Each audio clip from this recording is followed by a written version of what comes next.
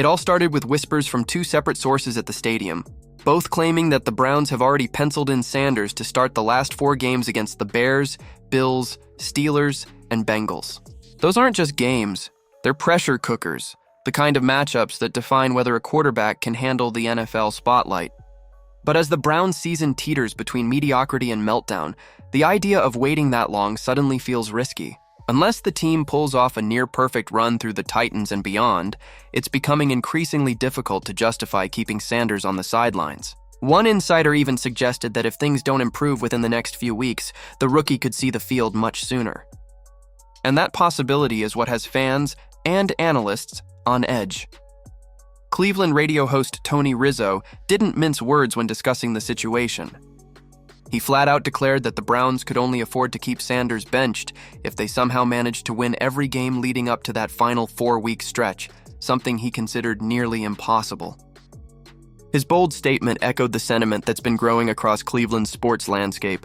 The team can't delay the inevitable.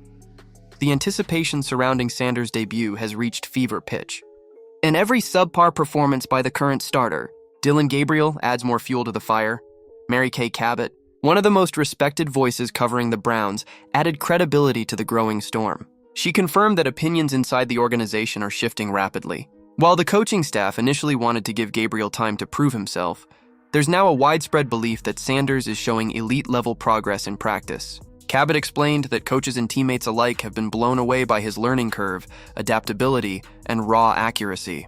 The reviews from inside the building are really good on Shedur's progress, she reported.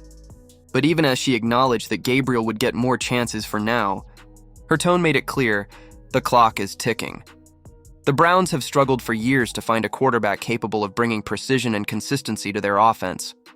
From Baker Mayfield's roller coaster tenure to the fleeting spark of Joe Flacco's comeback, nothing has stuck. The same inconsistency is now reappearing with Gabriel, whose accuracy issues have begun to frustrate both coaches and receivers. Cabot pointed out that the Browns' passing game has been plagued by off-target throws that disrupt rhythm and stall drives. For a team that's built its identity around tough defense and methodical offense, that kind of inefficiency is fatal. Enter Shedeur Sanders. His arrival has given the organization a renewed sense of hope and urgency. Cabot noted that what sets Sanders apart isn't just his arm strength, but his ability to tailor his throws to the situation. Whether it's a quick slant, a perfectly placed deep ball, or a soft touch pass, he has a rare versatility that the Browns' current lineup simply lacks. His 74% completion rate in college wasn't an accident, she said. It was the product of elite control and football IQ. Sanders doesn't just protect the ball, he manipulates it, shaping his passes like a veteran who understands the subtle art of timing and touch.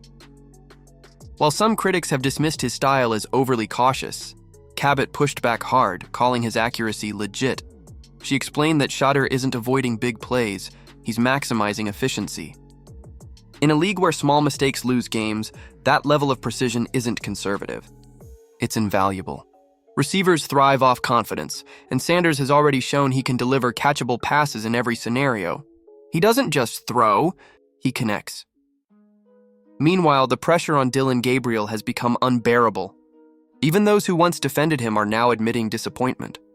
Veteran analyst Tony Grossi, who entered the season with high hopes for Gabriel, has been forced to acknowledge reality. "It's a little worse than I expected," he confessed on air, citing the quarterback's recurring accuracy issues and inability to sustain momentum. Missed throws, disrupted rhythm, and poor execution have eroded the team's patience. Grossi's tone said it all. He's no longer defending Gabriel. He's preparing for what comes next. The shift in sentiment among analysts mirrors what's happening inside the Browns facility. Coaches, staff, and even players have reportedly begun rallying around Sanders. His poise under pressure, his ability to read defenses quickly, and his calm leadership are qualities that simply can't be ignored. Cabot emphasized that Sanders' growth behind the scenes has been nothing short of remarkable. She described a quarterback who's not only learning the playbook but mastering it, who's thriving in red zone drills and winning the trust of his teammates through sheer performance. And then came the revelation that turned speculation into inevitability.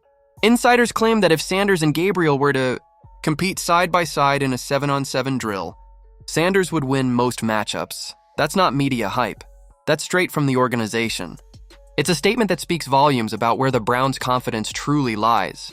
Even if the coaching staff isn't ready to make it public yet, the decision seems to be made behind closed doors. The Browns are all in on Shedeur Sanders. They've seen enough to believe he's the one who can finally stabilize the franchise, a quarterback with the accuracy of a surgeon and the composure of a veteran. Every report, every quote, every leaked conversation points to the same conclusion. The team is quietly preparing for a new era, one that begins the moment Sanders steps onto the field. And when that happens, there may be no going back. As the debate reaches a boiling point, the Browns face a defining moment. Stick with Gabriel and risk another wasted season, or turn the page and embrace the promise of something new. The pressure from fans, media, and even within the locker room grows heavier by the day. The stakes couldn't be higher, because if Sanders delivers, he won't just save a season. He'll redefine the franchise. So what do you think, fans? Should the Browns stick with Dillon Gabriel and let him fight to prove himself? Or is it finally time to unleash Shedeur Sanders and see what the rookie can really do? Drop your thoughts in the comments below. Who would you trust to lead Cleveland into the future?